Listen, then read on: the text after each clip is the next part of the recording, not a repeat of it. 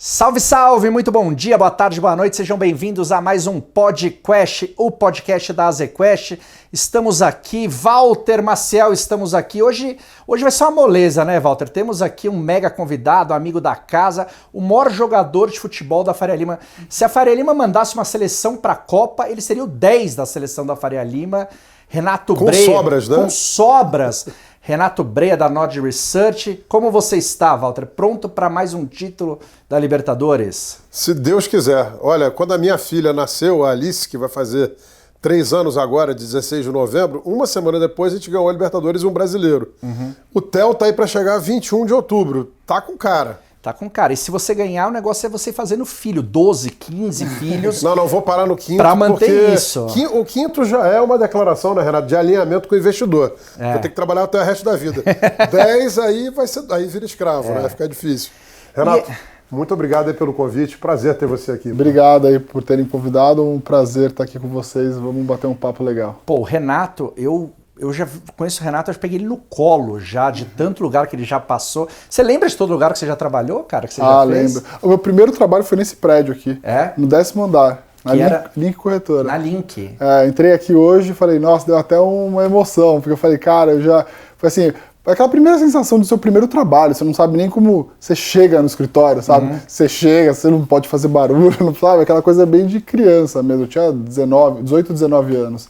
Então, assim, é legal a gente poder gravar isso aqui hoje também. E que tem uma história cruzada, né? Porque a Quest Investimentos foi fundada em 2001 pelo Luiz Carlos Mendonça de Barros, que saiu em 2015, mas nosso sócio fundador, que a gente tem um imenso carinho e gratidão. E 2 dos 4 sócios controladores da Link eram os filhos do Luiz Carlos, né? O Daniel e o saudoso Marcelo. E a Link, à época, era disparada a melhor corretora que tinha no mercado. Disparada. Mas disparada, né? Tanto na parte de research, quanto de cliente, de fluxo. Execução. Era uma baita corretora. Quem comprou a Link foi? O UBS. O UBS, exatamente. Não, foi uma escola incrível, né? A gente estava falando sobre futebol e assim, a Link era muito legal, porque durante o dia, durante o trabalho, você conhecia pessoas geniais, pessoas que tinham, assim, faculdade e não faculdade, pessoas que vieram do pregão, então era um ambiente muito legal, assim, né? E assim, acabava o pregão, aí era clima de vestiário de futebol, assim, sabe? Era aposta de jogo, era quem que ia ganhar, era zoar o cara que tinha tomado um pau, era o tempo todo zoando. Então, assim, eu me apaixonei pelo mercado financeiro por causa disso também. E essa época também, provavelmente nessa época, aconteceu um negócio muito louco, que foi quando acabou o pregão eletrônico, todo mundo que trabalhava no pregão subiu para a mesa. Sim. Então era um choque de uma galera mais bem formada com a galera que entendia de mercado na marra ali, Sim. né? As mesas ficaram todas meio... Enfim, tinha um choque, que era legal, mas era um Sem choque dúvida. ali, né? Eu ainda cheguei a mandar umas ordens, o índice, né, da Bolsa, né, o índice futuro, ainda era no pregão Viva Voz. Eu ainda cheguei a mandar umas ordens. Eu lembro, a minha primeira ordem, eu falei assim, sei lá, compra 50 a 100. O cara falou assim, fala alto, Playboy! Eu tô te ouvindo! Compra 50 a 100! Aí o cara falou assim, tchau! Aí eu falei, nossa, executei minha primeira ordem no mercado, foi aqui. Eu já fui operador de pregão, né? Eu sempre Por um quis ser breve operador período de pregão, tempo. sabia, cara? Eu sempre achei o máximo aquele negócio. E vou te falar, um dos maiores mistérios do mundo pra mim é como aquele negócio dava certo. Cara. Não dava, né? Não, dava, Breia, claro que dava. O cara anotava aqui, gritava ali, apontava ali, passava pro operador, cara, e casava a ordem. Cara. Mas hoje é até processo de tudo, né? Assédio, porque assim, tudo que você pode imaginar acontecia no pregão. Não, acontecia de tudo e mais um pouco, né? E aí, depois você andou e fundou a Nord A gente fundou em 2018. Também ano de Copa do Mundo. Então eu lembro que quando a gente começou essa história de montar e tal, abril a gente começou ali com uma questão contratual, contador e tal. A gente estava pronto para lançar a Nord em junho. Só que a gente falou, puta, vamos esperar a Copa, porque antes da Copa nada acontece. Então a gente só lança a Nord no dia 8 de 8 de 2018. Esperamos a Copa acabar, porque a gente falou, não vai acontecer nada. Número cabalístico, hein? 8/8 de 18. Foi o primeiro dia que a gente falou assim, está aberto aqui, vocês podem virar assinante da casa. Foi exatamente nessa data, esperamos a Copa passar. Inclusive fazer uma homenagem aqui ao gênio que se retirou das quadras, né? Dia 8/8 é o aniversário do Federer e do Kobe Bryant. Uau! É um dia bacana. E da Nord, um dia bacana. Pô, a Nord é a Nord hoje é uma das maiores, uma das melhores há muito tempo, e no final das contas ficou a única independente, 100% independente, né? Uma loucura isso que aconteceu no mercado de research. Te surpreende esse movimento ou é meio natural assim? Então, eu acho que o que as plataformas identificaram, né, é que basicamente existem algumas formas de você adquirir cliente. E o mercado de research como um todo, né, ele de largada ele tem uma cabeça muito voltada para o marketing digital, né? Então, vamos lá, as corretoras hoje, né, a principal fonte de captação das corretoras é a base de assessores. E é claro, tem alguns grandes escritórios que já vieram desse modelo mais digital, de aquisição, né, comprando leads na internet e entendem bastante desse modelo de conversão.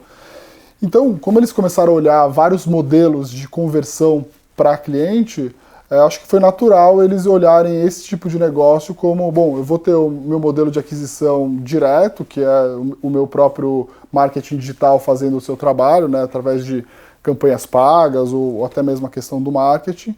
Vou ter meus assessores ali fazendo a boa parte da captação de clientes para o meu negócio, e vou ter esses outros nichos de mercado que sabem fazer muito bem essa parte de aquisição e conversão dos leads, né? Então, o nosso negócio lá, de uma maneira bastante simplista, a gente põe dinheiro nas redes sociais, em vários tipos de campanha, com vários tipos de chamada, e as campanhas que performam melhor, a gente põe mais dinheiro. As que performam mal, a gente vai queimando. E a gente tem um BI muito forte de entender todo, no final do dia, o que é. Eu acho que é uma terminologia que ficou mais próxima do dia a dia de todo mundo quando vieram os bancos digitais. Qual que é o teu CAC, qual que é o teu lifetime value. Isso é um negócio que, assim, é meio que o nosso DNA desde o princípio, porque um business puramente digital, você precisa saber exatamente quanto que você paga para adquirir um cliente, quanto que você gasta, né, para adquirir um cliente e quanto que esse cliente te paga ao longo de uma janela de tempo em assinatura no nosso caso, né? Mas, bom, a Nord hoje atua em umas 3 ou 4 áreas diferentes, mas especificamente no research, no fim do dia, não importa o relatório, a recomendação, a carteira, se o cara ganhou dinheiro, é mais importante essa estratégia digital de pegar, captar, cuidar, paparicar, porque eu sempre achei que o relatório é meio que soberano ali, quer dizer, você recomendou comprar o papel XPTO, um monte de gente lê e compra, imagina o XPTO. XPTO sobe, tá todo mundo feliz, XPTO cai, tá todo mundo triste. É que ninguém sabe se o teu relatório é bom até comprar, né? Então, esse talvez é um dos primeiros...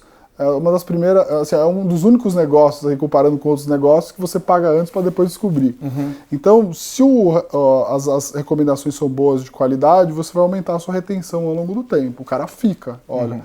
Mas é claro, muita gente namora um tempo. Pô, eu vou assinar porque eu achei que todos os conteúdos que eu recebi até agora, gratuitos, são bons, são de qualidade e tal. Então, tem um trabalho muito forte aí de a pessoa te conhecer, do material que ela recebe sem pagar nada, ser de muita qualidade. Eu digo que, assim, até melhor do que o nosso relatório tem que ser a nossa newsletter diária, assim, porque ali é a pessoa que ainda não conhece. De alguma forma, você só vai ter clientes se as pessoas que ainda não assinam os teus relatórios gostam muito daquilo que ele consegue encontrar de forma gratuita. Esse é o, vamos dizer assim, é o formato da pessoa poder te conhecer.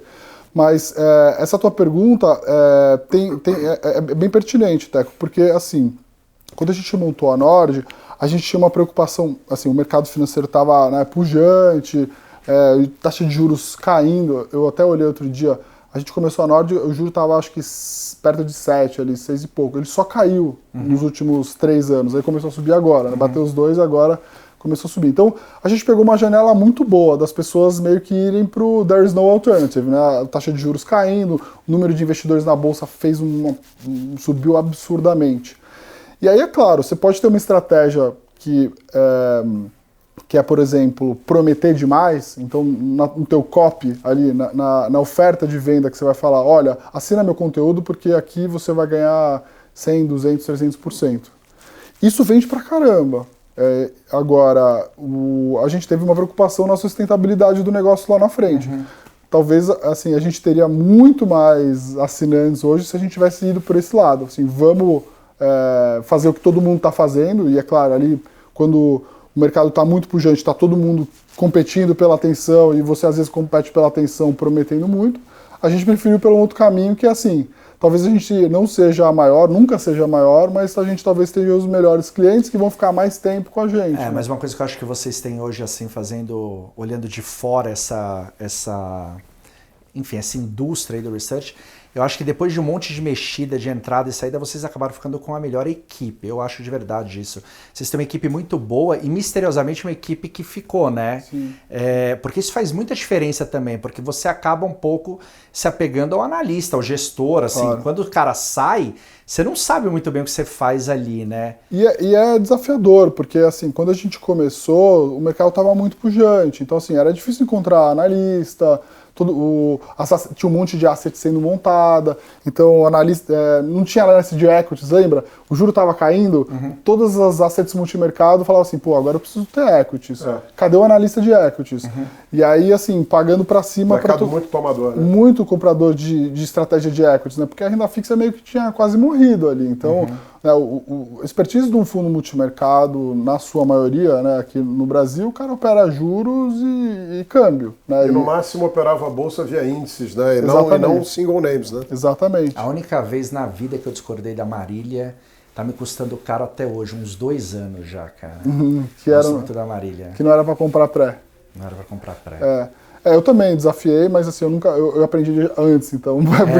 Por isso que eu já tinha desafiado antes, aí eu aprendi antes. Né? Mas eu desafiei e depois falei, cara, não é possível, cara, vai. Aí você vai pagando pra ver, cara, tô sufocado no pré. Toda vez que eu vejo o meu relatório, eu xingo a Marília e me xingo, né? Mas assim, é desafiador, porque a gente montou a Nord numa época que, assim, tava difícil de encontrar gente boa, com alinhamento de entender o que você faz. Porque o analista, para fazer o que faz o trabalho de research, a maioria dos analistas de assets e tal, ele é um cara que às vezes é meio introspectivo, é um cara que fica o dia inteiro com o fone de ouvido, operando, às vezes, sei lá, numa mesa, ele troca ideia e tal. Lendo relatório. Lendo relatório, né? Se você for ali nas mesas, você vai ver que em alguns lugares pode ter alguma conversa, mas talvez a maior parte está em silêncio. O analista... E quando não está visitando as empresas, falando com os RIs. Exatamente. E o analista que a gente precisa é um cara que escreve bem e que fala bem no YouTube. Que é extrovertido para fazer vídeo. E que é difícil coisas, também. Né? Então, assim, conseguir juntar uma equipe, e assim, é claro, naturalmente... Eu lembro que uma época a gente chegou a fazer proposta para 2, 3 pessoas, os caras não vieram. Eu falei, putz, cara... a gente não vai conseguir e tal, mas acho que é a dificuldade de qualquer negócio. Então a gente teve uma preocupação grande, é claro, de trazer pessoas com esse perfil, mas é aquela história, né? Bom, você precisa falar para o cara que se ele for bem, ele vai ter uma participação na sociedade, se ele continuar indo bem, ele vai aumentar a participação, ele vai ter o bônus, o dividendo, ele vai participar do crescimento da empresa, mas nem todo mundo às vezes está disposto a olhar muitíssimo no longo prazo. Eu super entendo também. Acho que tem não sei, né? O Walter, eu e o Walter sou mais velho que você, né? Mas tem uma coisa que me incomoda um pouco, que é um pouco, talvez seja geracional. Eu sinto que as pessoas não têm muito tesão de pertencer, né, Walter? Assim, sabe? Entendeu? Assim, grana é legal. É claro que todo mundo quer ser bem pago, todo mundo quer ganhar bônus, quer ganhar bem. Mas tem uma coisa legal também de você fazer... Cara, de você jogar aqui, né? Eu jogo nesse time, pronto. Então, eu acho que, na minha visão, é quase isso, mas com um fator determinante de mudança. Quando eu entrei no mercado, as pessoas fariam qualquer coisa, para trabalhar, crescer, ser melhor remunerado, crescer dentro da organização. Pô, quando eu fui do Garantia, Garantia era um ambiente selvagem. Hoje, eu creio que 90% das pessoas não trabalharia lá porque não estariam dispostas a entregar o que era necessário, que era entregar a tua essência, a tua vida. Era realmente assim, ralar ao máximo. Você chegava e assim, ninguém chegava, olha, tem que fazer assim, assim, assim. Meu filho, tá aqui, se vira. E pronto. E as broncas eram diferentes, não tinham cuidado. A sociedade evoluiu, não tenho dúvida, mas era um outro ambiente. Eu acho que as pessoas hoje buscam mais esse pertencimento. Um lugar que as trata com mais dignidade, que respeita as individualidades, que tem um ambiente bom de trabalho. Só que eu acho que aí tem um outro problema, que é a questão de déficit de atenção.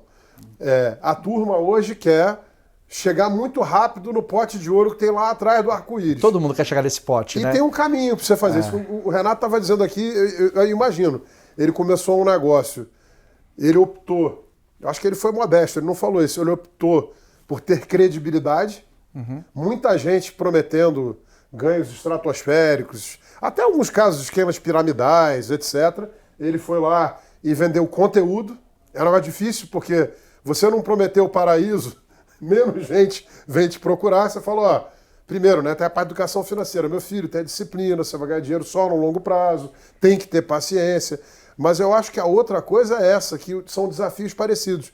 Você tem gente que compra o projeto, que sente que é um grupo, um time, uma família, e que olha para o longo prazo. E aí varia de instituição para instituição. Eu acho que o que a gente criou aqui na ZQuest é muito interessante, porque é uma asset 100% independente, mas tem parceiros muito grandes, a Azimuth, hoje XP Private Equity, então é diferente daquela boutique que os sócios têm 100% do negócio. Então fica mais com uma cara de corporação.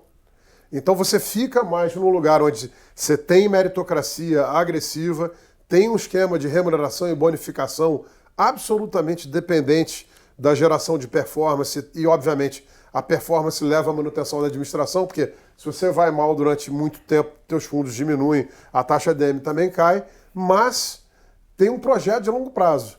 Então você não está aqui para olhar só para 6 meses. Se você não começar a olhar para 3, 4, 5 anos e mais do que isso, comprar a meta da empresa, onde a empresa quer chegar, você acaba sendo expelido, né?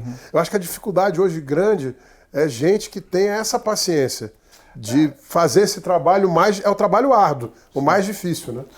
E assim, uma coisa que eu falo, assim, se você for ler qualquer biografia de alguém muito espetacular no mercado financeiro, a pessoa acaba só lendo a questão da genialidade, o cara foi visionário e tal. Mas o cara foi, obviamente, visionário, mas ele foi muito mais espartano durante a vida e resiliente do que genial. Pode pegar qualquer história dos principais banqueiros aqui. Quanta porrada o cara tomou e quanto tempo ele ficou com o nariz quase debaixo d'água até ele conseguir surfar essa genialidade. Nenhuma apareceu assim de um dia para o outro, né? Você olha lá fora também, pô, as histórias dos empreendedores, acho que até lá fora são melhores contadas porque contam mais do que o cara passou de perrengue, né? Pô, o cara morou na casa da mãe, pensionista, né? Coisa do Bezos lá. O cara morou na garagem com a mãe, abriu mão de tudo, tomou risco. Então, eu acho que é um pouco isso, né? É claro, uma variante, não é exatamente asset ou mercado financeiro, mas o Michael Bloomberg, né? Um dia resolveu deixar a Merrill Lynch montar a Bloomberg, não conseguiu financiamento, Merrill não quis dar, o cara teve que, né, ir na praça para buscar dinheiro e olha o que ele conseguiu montar, empreendedorismo, né? É uma cabeça diferente. Por sinal, você falou de genialidade, eu estou absolutamente convencido que ela, inclusive, não é um fator necessário. Ela pode te levar para um voo muito mais alto, se você tiver, mas a resiliência gera 90% dos casos de sucesso. E o business deles, assim, eu acho um business muito difícil. De fora também, né, Breno? Não tô cantando de galo, assim. Porque é o seguinte, o cliente, ele quer comprar uma ação que quer que suba, Walter, é isso. Quer retorno. Ele quer retorno. Você acha que pro fundo é diferente? Não. Então, aí é o seguinte, você compra e sobe. Pô, a Nord é o máximo. Próxima, compro, subo. A terceira, pô, comprei, mas tá demorando isso aqui. Então, assim, depois de um tempo ele quer que compre e suba rápido. Ou então que compre e suba como subiu aquela. E aí tem uma hora, evidentemente, que por N razões você compra uma ação e ela cai. Ou porque acabou aquele ciclo, ou porque alguém falou alguma bobagem.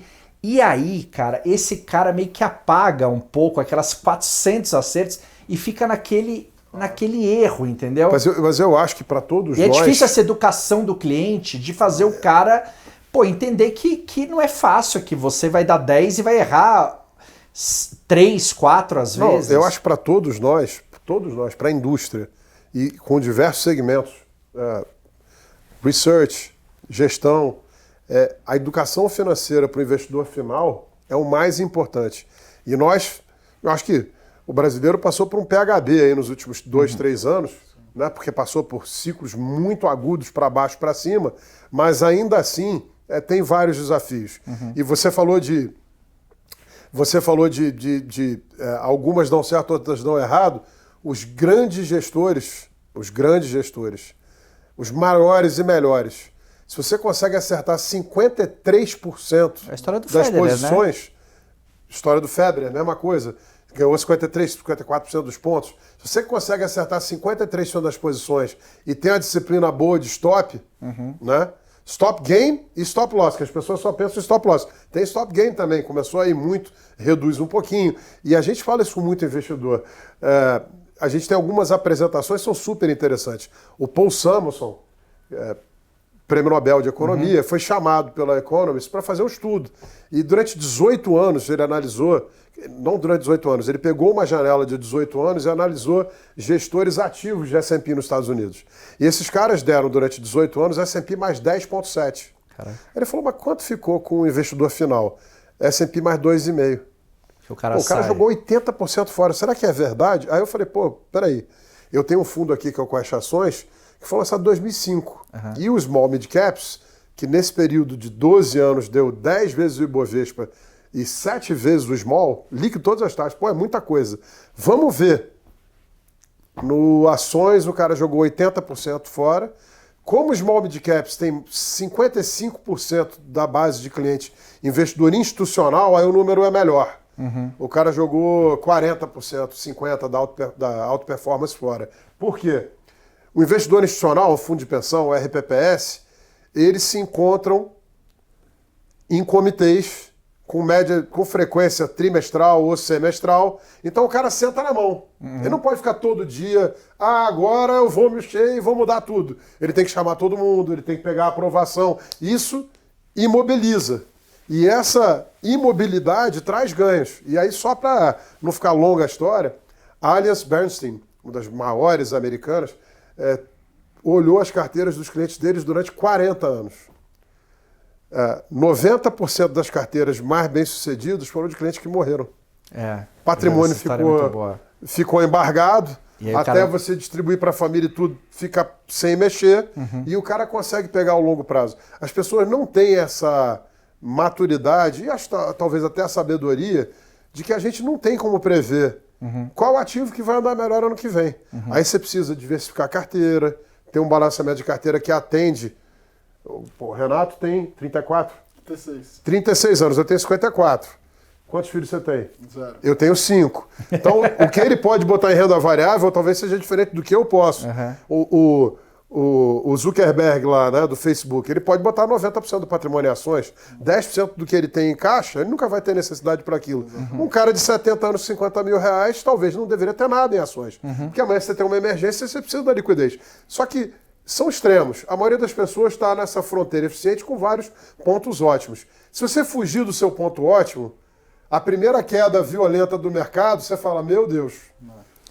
Bom, mas acho que você pode contar isso pra gente agora, né, Brea? Porque um dos braços da Nord é o Nord Wealth, que você toca há 2 anos, que é isso, né? Alocar a carteira dos clientes, montar carteira, discutir onde vou pôr. Não sei se você, qual a sua percepção, eu chuto que as pessoas acham que são muito mais agressivas do que de fato são, muito menos pacientes do que de fato são. Como é que é o dia a dia disso? O que o Walter falou aí é o behavior gap, né? O quanto as classes de ativo retornam ao longo do tempo. Então, imagina que você tem uma carteira de renda fixa 50% e renda fixa e ações 50%. Você vê quanto que essas classes retornaram nos últimos 10 anos. Você vai ver que o portfólio das pessoas não retornou a soma dessas classes, né, rebalanceadas.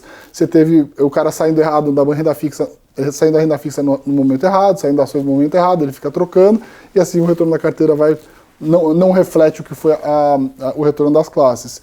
A gente percebeu exatamente isso. Então, o que acontece? O cara assina o relatório e não lê, ou assina o relatório, lê e não executa. Ele executa uma parte, ou ele executa só aquilo que ele acha que faz sentido.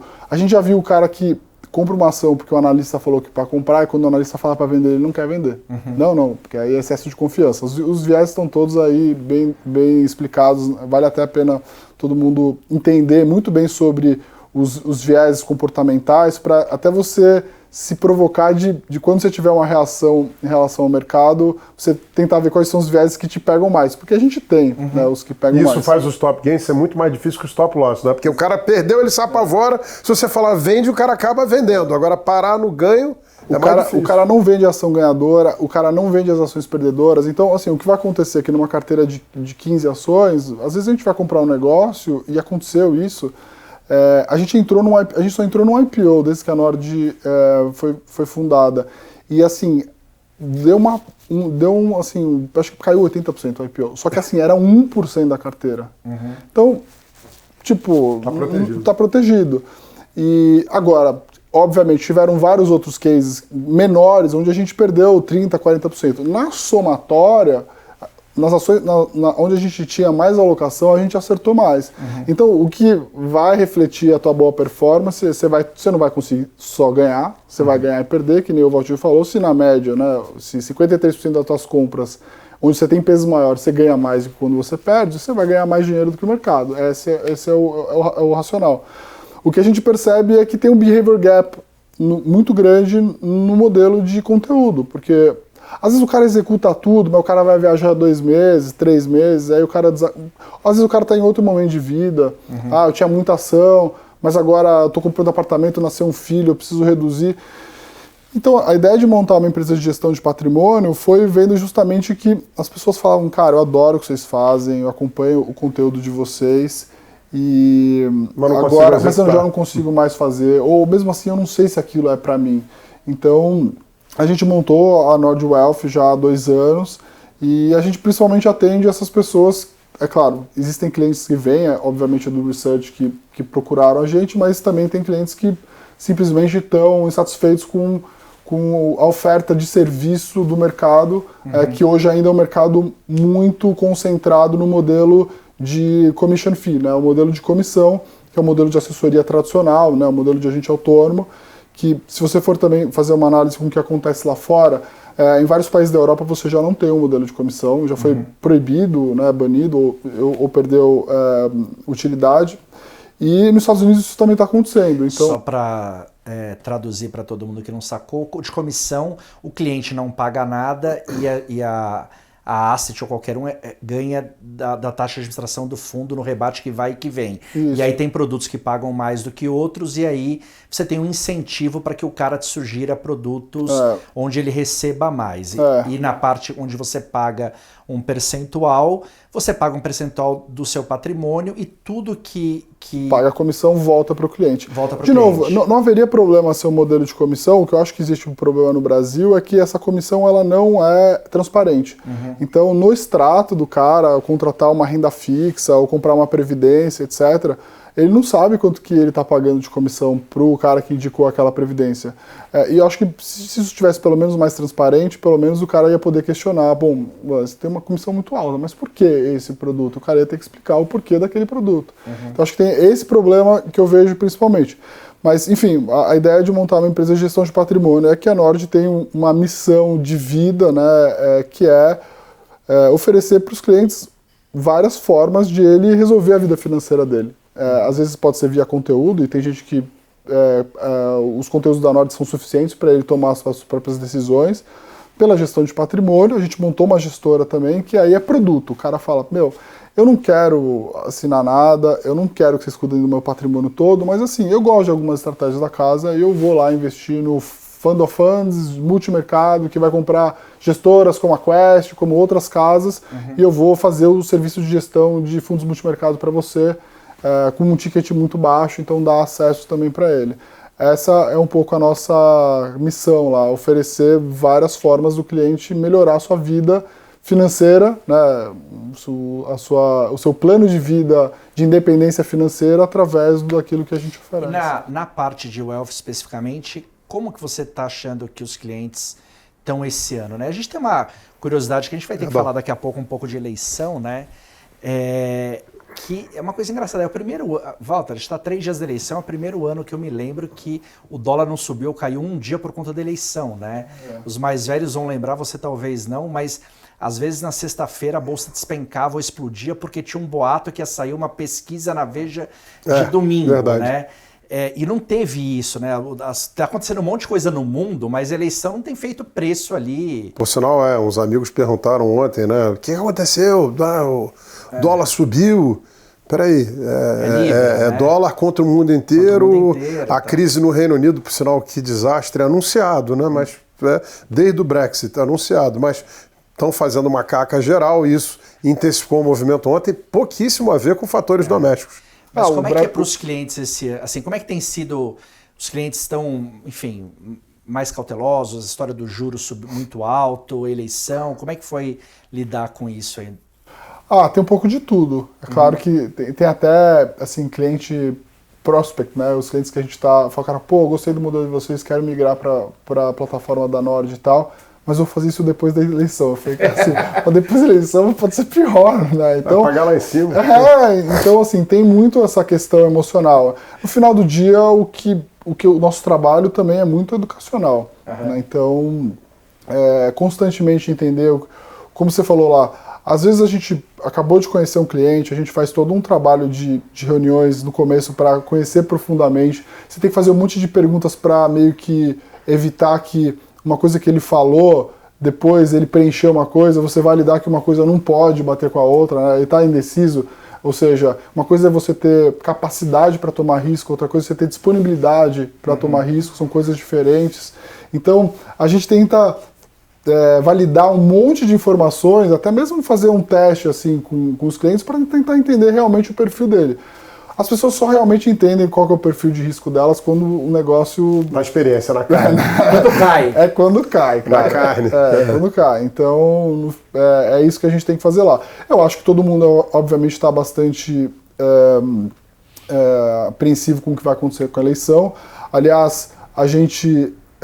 desde desse ano a gente estava achando que tinha uma oportunidade de você aumentar a exposição de ativos em dólar da carteira e o real foi a moeda que mais performou do mundo. Então foi péssimo essa decisão de vamos aumentar a alocação em dólar. Eu acho que todo mundo deveria ter 10, 15, 20% do patrimônio em ativos lá fora. Isso, claro, depende do tamanho do patrimônio, do momento de vida e tudo mais.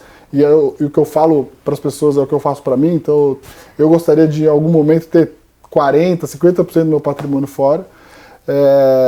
Agora, a gente começou... O prêmio aqui torna difícil. Claro, você tem um prêmio muito grande hoje, eu acho que é isso que está segurando. Quer dizer, acho que o Walter até pode falar muito melhor do que eu. Acho que o dólar só está nesse nível porque o diferencial de juros ainda é muito alto, né? Você está com 13,75 no mundo, que ainda você está vendo aí taxa de 3, 4 e tal. Então, eu acho que o dólar só não disparou dessa vez porque talvez a gente tenha um diferencial ainda muito grande. Eu não consigo me recordar como é que era o diferencial de 4 anos atrás.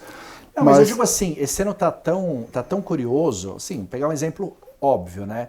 Independentemente do que cada um acha de qualquer coisa, é inegável que a gente tem um exemplo muito claro de uma coisa que funcionou nas estatais nesses últimos... Não precisa nem ser só no governo Bolsonaro, desde o governo Temer, né? Sim. Que as coisas vêm se arrumando nas estatais e que estava desarrumada no governo Dilma para trás. Então, assim, me parece natural que o cara que fale assim, se o Lula ganhar, o cenário para as estatais será pior.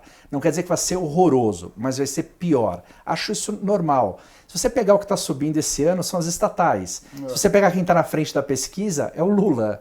Então você vê que até isso está um pouco... As pessoas estão tranquilas, né? O normal seria as pessoas estarem vendendo estatal porque o Lula está na frente. Pelo menos isso. Mas eu vou fazer uma parte. É que eu acho tão tranquilas, mas num patamar que já é um patamar que reflete um caos. Então, assim, eu acho que a gente está no mundo do Truman Show. A gente está vivendo um caso de histeria coletiva. Porque para uns tem um potencial ditador a ser reeleito, para outros tem um líder comunista para ser eleito, e para alguns tem os dois. Então tem gente que acha que as duas hipóteses são horrorosas. Então, se tem um risco desse, eu acho que o real já está, hoje, 5,35, mesmo com essa caca toda lá fora, você está falando de uns 30% de gap para os termos de troca, onde o real sempre andou igual a vida inteira. Então, assim, ceteris paribus, Você vai mudar o preço de tudo que é negociado no mundo? Difícil. Então, se tivesse com aderência aos termos de troca, como ficou durante toda a vida, o real hoje estaria muito mais perto de 4 do que de 6. Então, a dúvida que eu tenho é, será que tem muito mais para ir para cima? A Bolsa, eu acho um ponto maravilhoso que você falou, as empresas brasileiras tinham uma lucratividade sobre a dívida, né, de algo próximo aí a 3, 4, foi para 0,7 no fim do governo Dilma, que realmente foi o pior período das nossas vidas, né? A maior recessão da história do país e o mundo inteiro uma maravilha, sem nenhum risco interno, externo, guerra, pandemia, nada, né? A crise criada, que é o mais difícil de engolir.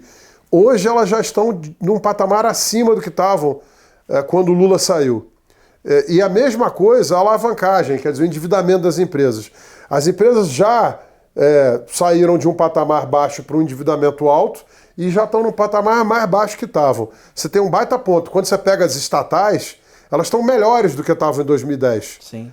E aí, o ponto é, as estatais subiram muito. Sim, mas a quantas vezes lucro elas estão trabalhando? Não, elas continuam baratas. O múltiplo baratíssimo. E a Sim. Petrobras é o seu lucro recorde. Sim. Por que não está muito mais alto? Pelo receio do que vai acontecer. Só quero aí ponderar uma coisa. Não é que eu não ache que os governos podem ser diferentes. E serão diferentes. Serão. E os kits para a Bolsa talvez sejam diferentes. Talvez Bolsonaro, reeleito, faça as estatais subirem muito mais. Talvez Lula, eleito, seja varejo e construtoras. É um kit diferente. Mas o que eu não vejo é alguém pegar o fiscal brasileiro agora e fazer uma grande caca. Porque eu acho que a corda aperta no pescoço muitíssimo rápido. E aí o cara que tiver no governo com a próxima faixa vai ficar impossibilitado de governar. E parece muito claro. Então, eu estava brincando com clientes outro dia, Tchutchuca. Tchutchuca pode ser o Teco, o Walter, o Renato, o Luiz Inácio ou o Jair. Quem botar a faixa vai ser a próxima Tchutchuca. Porque no passado era fácil. Fernando Henrique começou falando com 2 partidos. PMDB e DEM, né? Senta com os 2, pega o apoio, vamos governar. Lula já foi tendo que falar com 5, 6. Hoje, Boy, Ciro Nogueira, Kassab, você tem que conversar com essa turma toda. E esse pessoal, que é hoje um grupo muito mais pulverizado, fragmentado, mas muito forte, te normaliza também. Então você não vai para um lado nem para o outro. Você tem variações de tema para lá e para cá. Evidente, o cuidado com o fiscal dos últimos 6 anos é o que mais inspira perigo. E se você ouve as declarações hoje do Lula, elas inspiram, elas sugerem um cuidado menor. Eu tenho um certo ceticismo, eu acho que não dá para fazer. Eu acho que não dá. Se fizer, é muito perigoso. Até mesmo a sinalização dele do Meirelles e tal, né? Você tem um cara lá que foi o pai do teto de gastos, né? Sendo um cara forte para melhorar a campanha do Lula. O Lula falando que não vai ter teto de gastos nenhum, só que ele está trazendo para perto dele. E é óbvio que, espertamente, eu acho que, caso ele venha a ser eleito, né, ele já fez isso lá atrás. Eu aqui não vou ficar em cima do muro, vou torcer para de qualquer jeito que ele não seja, mas assim, eu acho que espertamente ele vai fazer o que ele fez das outras vezes, que é tentar trazer um cara bom para ser esse cara, ancorar essa história toda. Ele vai ficar com aquela pauta mais radical, socialista, comunista, enfim, e ele vai tentar trazer um cara para ancorar essa história toda, que foi o que ele fez nos outros governos, né? E eu concordo com o Walter, eu acho que essas loucuras, tanto de um quanto do outro, elas vão ser muito dissipadas, porque a gente tem um Fla-Flu, né? Que tá dominando. Ô Renato, e lá na Nord, a eleição, vocês têm algum call de eleição? Vocês têm alguma coisa que vocês se precaveram antes, ou que vocês estão pensando, enfim, de dica, mesmo de ação ou de exposição, ou depende de quem vai ser eleito? Como é que tá esse assunto lá? Primeiro assim, a gente está bem fora de estatais, sempre teve, mas não é uma coisa que a gente vendeu recentemente para tirar o risco. Uma coisa que a gente nunca gostou, nunca conseguiu medir exatamente o risco, então estatais é um negócio que a gente nunca gostou e continua não gostando, tá? Apesar de eu concordar com o Walter, acho que tem valor muito, muito depreciada se você for comparar qualquer métrica. Uma coisa que a gente acha, que eu acho que as pessoas também acabam tendo, sempre achar que você precisa tomar risco. Você toma risco quando você tem uma assimetria. Eu acho que tem uma assimetria boa na Bolsa. Então, você tem um valuation muito depreciado em qualquer métrica também. O Walter até disse, a gente tem uma dívida EBITDA quase... As empresas estão saudáveis, pouco endividadas, estão mesmo com o cenário que parece estar turbulento, as empresas da Bolsa, especificamente da Bolsa, elas estão ganhando market share, elas estão crescendo dentro do mercado delas, porque às vezes as empresas da Bolsa não são a realidade da economia como um todo. Elas são os campeões, né? São os campeões de cada um dos setores. Então, muito provavelmente as médias e pequenas empresas de cada uma das empresas da Bolsa perderam, quebraram, e assim a gente acha que tem uma boa assimetria. Então, eu acho que Bolsa no Brasil tem uma boa assimetria. Você está comprando um negócio que daqui a algum tempo, eu não sei quando, você vai ser bem remunerado por estar em Bolsa hoje. E eu acho que uma coisa que a gente não gosta aqui hoje, né, que eu acho que tem uma simetria não tão convidativa, é você ficar no juro longo. Então, você está sendo bem remunerado para não tomar risco. Então, você pode deixar uma parte relevante do seu dinheiro em CDI, pós-fixado, pré-curtinho, alguma coisa assim, tá? Então, esse é o nosso call. A gente acha que o cenário é bem difícil, então você tem que tomar risco só naquilo que você vê uma simetria muito boa. E onde a gente não vê uma simetria boa? Estatais, juro longo, inflação, pré-fixado muito longo. Onde a gente vê uma simetria boa, você ficar com esse carrego de 1% ao mês, sem tomar risco, tá tudo certo. Né? Você não é mais medroso que ninguém, você está sendo bem remunerado para não tomar um risco desproporcional. E eu acho que assim, na Bolsa Brasileira você consegue encontrar coisas assim muito, muito baratas. Isso é uma coisa que o investidor precisa começar a fazer, né? Entender que não precisa tomar risco toda hora e que às vezes não fazer nada é a melhor decisão até a coisa clarear um pouco. Quase sempre não fazer nada é a melhor coisa. Quase sempre? Quase sempre não fazer nada é a melhor coisa. Porque assim, o market... Bom, tem vários estudos, a gente pode entrar nessa história de market timing. Se você fosse Deus, tem lá um estudo que fala, se você fosse Deus e soubesse o melhor ponto para comprar a bolsa de cada ano, e você analisa isso, sei lá, por 20 anos, cara, você vai ver que o gap lá na frente é pequeno, então por que você tenta ser Deus? Se você tenta ser Deus não sendo Deus, provavelmente você vai perder mais dinheiro. Muito mais. Então, eu acho que é mais ou menos por aí. Mas é realmente difícil. Assim, a gente mesmo que está no mercado... eu tô há 17 anos, Walter, você tá há mais tempo. Pô, a bolsa despenca, dói, né, cara? Assim, mexe. Sabe que eu não sei se você vai lembrar disso? A gente fez uma live na época da pandemia. A gente fez uma live, eu me lembro de ter falado isso pra você. A gente fez uma live lá pela CBN, quase no low da bolsa na pandemia. E aí eu me lembro que eu falei pra você, eu falei pra você, pô, eu esperei, desde 2008 eu tô esperando esse dia, né? Porque a vida inteira eu falei, cara, quando a bolsa caísse de novo, eu ia arrebentar. E eu falei, cara, mas não dá, é difícil você tomar risco, é difícil, né? Porque naquela hora você acha que faz sentido. Quando a bolsa cai 50% é porque tem uma coisa muito grave acontecendo. Aí o Renato falou, exatamente isso, mas a bolsa só tá aí porque tem uma coisa muito grave. Se não tivesse um problema, não tava aí, né? Eu falei, cara, esse cara tem razão, vou comprar umas ações que ele tá certo. Mas é muito difícil isso, cara. É muito difícil. O emocional é muito forte. E a gente aprendeu isso lá na Nord, porque, pô... E a gente ficou muito feliz, na verdade, porque a Nord começou em 2018 e logo veio a pandemia, muito perto ali, né? Começou no final de 2018, então a gente teve 19, 2020. E assim, na pandemia a gente viu que assim, na média não, eu vou dizer assim, 85% dos clientes estavam muito mais entendendo aquilo lá como algo passageiro, estavam mais tranquilos do que estavam efetivamente nervosos vendendo. Achando que é o final do mundo. Eu acho que tem um pouco também de excesso de confiança, tá? Porque, bom, todos os viés estão todos aí mapeados. A maior parte das pessoas que são clientes começaram ali em 2016, pegaram só o bull market. Ganharam muito. Quando caiu, o cara fala, eu vou dobrar a mão. Que também tá errado. Você não pode mudar o seu perfil de risco, né, no momento só porque caiu o negócio. Você não sabe quanto que é o fundo do poço. Então, esse negócio do emocional é legal. E assim, mexe com a gente. Eu te digo assim, que se a bolsa cair 10% numa semana, cara, eu não abro... Eu não fico olhando o home broker e tal, eu vou tentar fazer outra coisa, assim, sabe? A gente está aqui final de setembro, né? 3 meses para o ano. Não sabemos quem será o presidente do Brasil, se saberemos daqui a pouco ou daqui a um mês, mas em novembro já teremos um novo presidente. Walters, Ibovespa hoje 110 mil pontos mais ou menos. A gente termina o ano, você acha acima, abaixo ou depende de quem é eleito? Eu acho que acima. Depende muito de quem vence e qual discurso. Um discurso responsável, especialmente fiscalmente, leva a patamares muito mais elevados, mas a gente vem falando disso já há bastante tempo, eu faço questão de bater na tecla. A nossa classe, né, no mercado financeiro tem muito pouca humildade, né? E o pessoal economista, né, vai revendo a projeção.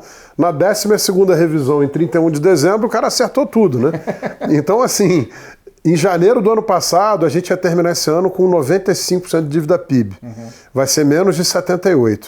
Em janeiro desse ano, não do ano passado, desse ano, a projeção para o PIB era menos meio. Menos meio. Agora vai ser 2,5, mas 3. O viés é para 3. Mais para 3, hein? Aí, mas o ano que vem é pagar a conta. Já não vai mais. Ano que vem vai ser 1,5, talvez 2. E aí o que é interessante, que tem toda a relevância quando se fala de bolsa. O mundo inteiro está arrebentado. O Extremo Oriente saiu do mapa como lugar, destino de investimento, leste europeu também. Os nossos peers emergentes, acabaram. Turquia, África do Sul, estão num estado lamentável. Os nossos vizinhos sul-americanos estão fazendo um trabalho que deve servir de exemplo para quem assumiu o poder aqui no Brasil. Olha para o lado, está pertinho, é só ver. E a gente está com um desempenho macroeconômico muito melhor. Então, assim, nós fizemos um ajuste de juros do Banco Central de quase 12%, e os Estados Unidos mal começaram o ajuste, e a Europa que vai ter que investir em energia, então vai ter que brigar com segurar a inflação enquanto aumenta a capex. Vai ser um pega para capar. Eu acho que vai ser um banho de sangue na Europa os próximos anos, e vai ser um ambiente muito ruim nos Estados Unidos por pelo menos 2 anos. Só que aqui a gente já está olhando para uma inflação ano que vem. Esse ano que a inflação é 9, já está agora, as últimas projeções já estão abaixo de 6.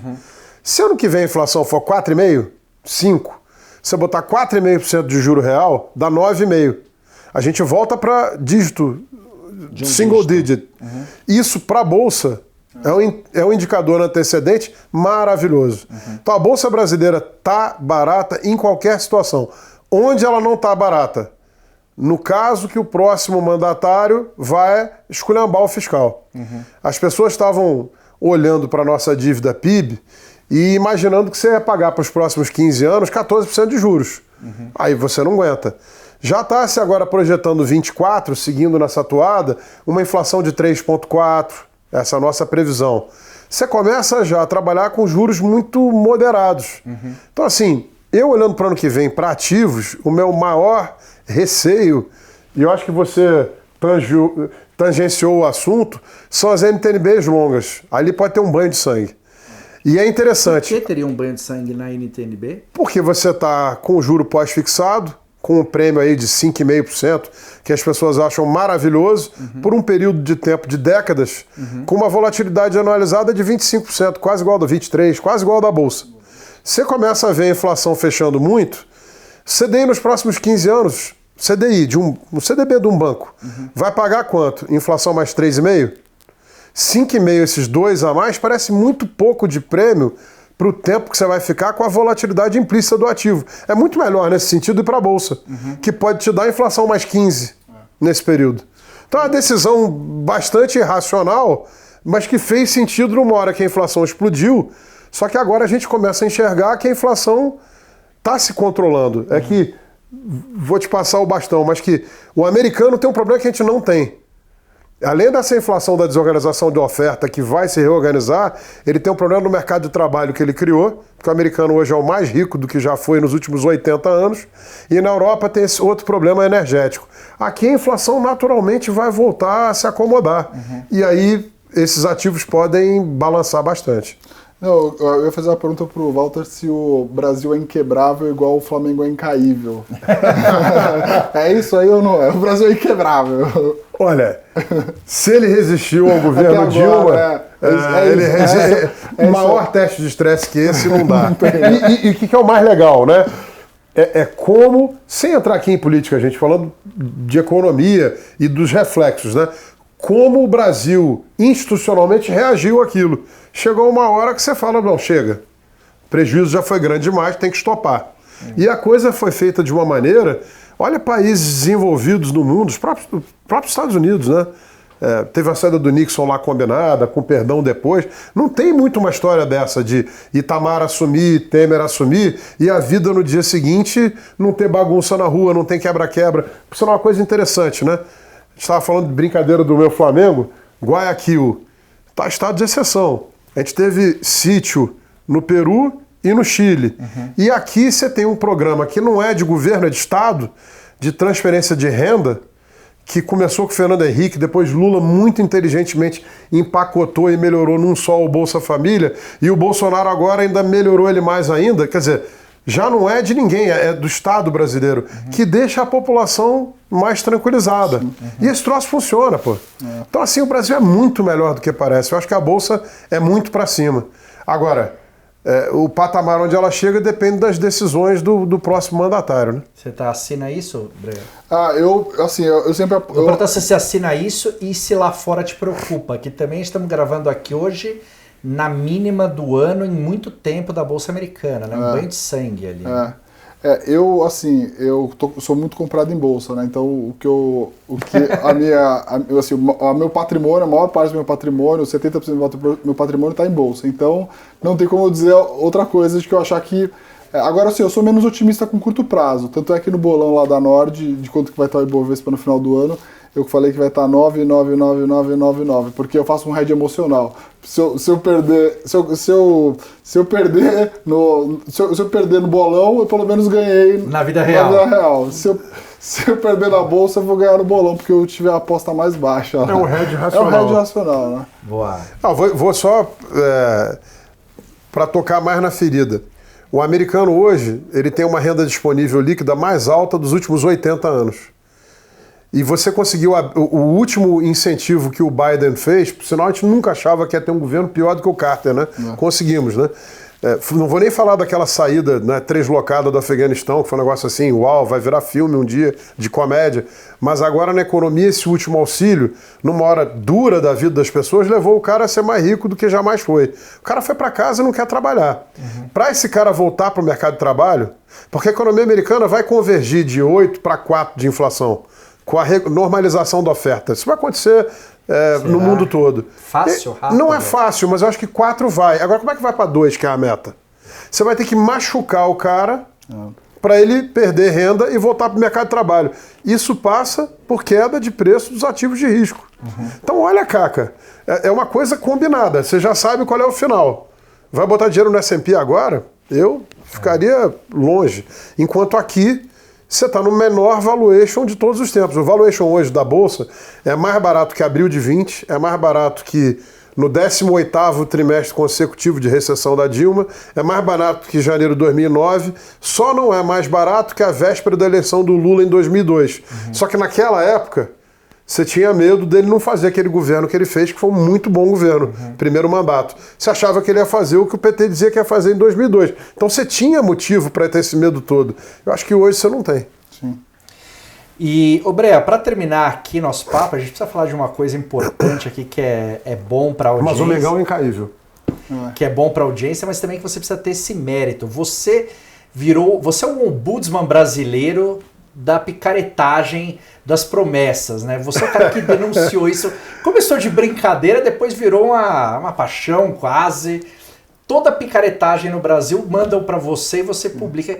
Que pé que tá esse negócio? A gente continua caindo nesses golpes bobo, né? Cara, você viu? 19 bi?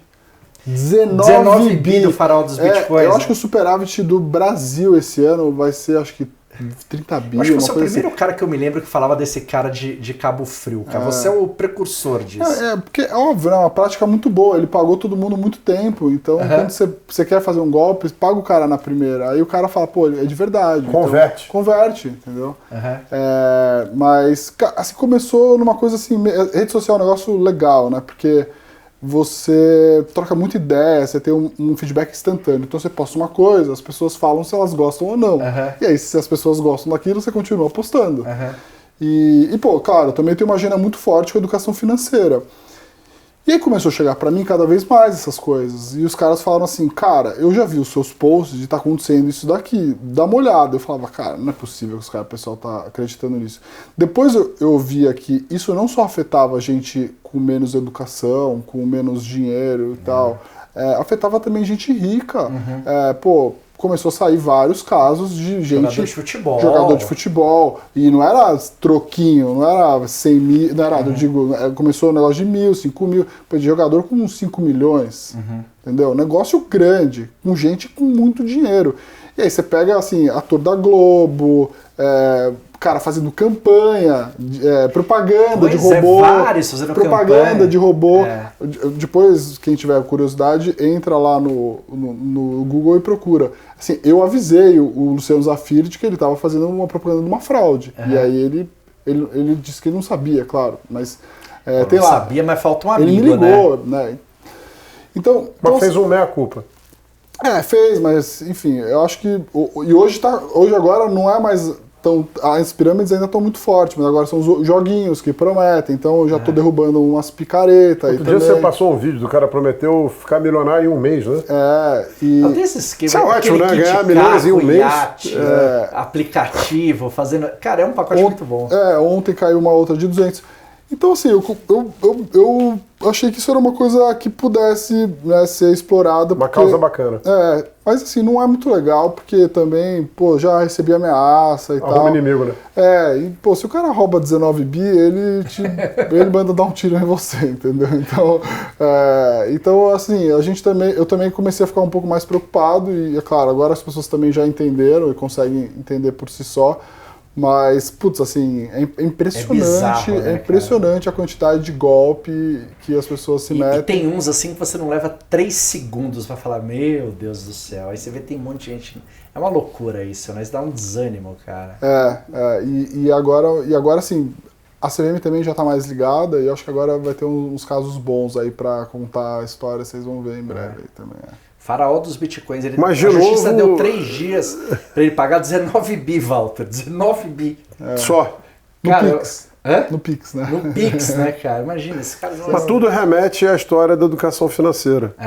E não adianta, não tem ganho fácil, não tem ganho rápido. E assim, só pra terminar também,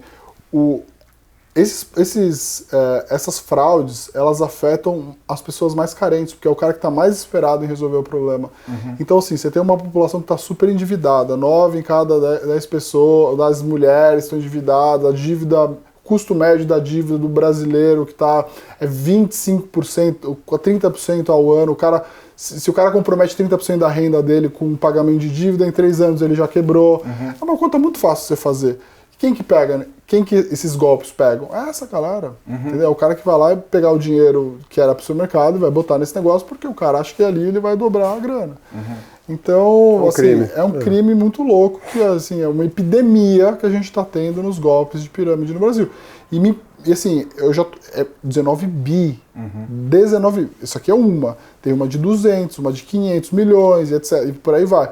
Olha a epidemia... Né, o dinheiro tirado das pessoas mais pobres. Eu não consigo imaginar quanto do dinheiro do Auxílio Brasil deve ter sido perdido nessas brincadeiras. Aí. Cara, 19 bi deve ser o orçamento de Cabo Frio. Que, se pá, deve ser o orçamento de Cabo Frio. É um negócio louco, assim. Pra muita coisa. Deve ter várias secretarias somadas, não deve dar 19 bi em Cabo Frio. A Petrobras pagou acho que 80 bi de dividendo esse ano. É isso, então imagina. Tá falando de 1/4. Muito bem, então foi ótimo. Então agora o que a gente precisa é São Paulo campeão, Flamengo campeão, Corinthians campeão, Corinthians campeão, o Hexa... Não, vocês podem ficar com a Libertadores. Libertadores, Copa do Brasil, Sul-Americana. Se ele garantir, já tô até o Hexa, o Brasil tá feliz, o Brasil tá sorrindo, bolsa 130 mil pontos. Exatamente. O brasileiro tá rindo à toa. Será que veio o Hexa? Eu prefiro a Sula, para ser muito sincero. A Sula do São Paulo? Eu prefiro a Sula do São Paulo do que o Hexa do Brasil. Não, o Hexa é importante. Eu dou a Copa do Brasil. Não, é importante, mas se você falar assim, Teco, só dá uma das coisas. Escolhe uma, a Sula do São Paulo. Sula, vocês vão jogar lá contra o Puma? A gente você não tem ideia o que é criar um filho São Paulino. Hoje em dia tá Você difícil. não tem ideia. Passa 10 anos na draga que a gente tá e tem um moleque ali. Eu não tô com esse problema. Você não tem esse problema, você não Já sabe. tive. Já teve, mas não tem. Então é isso, ó. Foi uma delícia. Esse foi o nosso podcast. Mês que vem tem mais. Maravilha. Valeu. Obrigado, pessoal.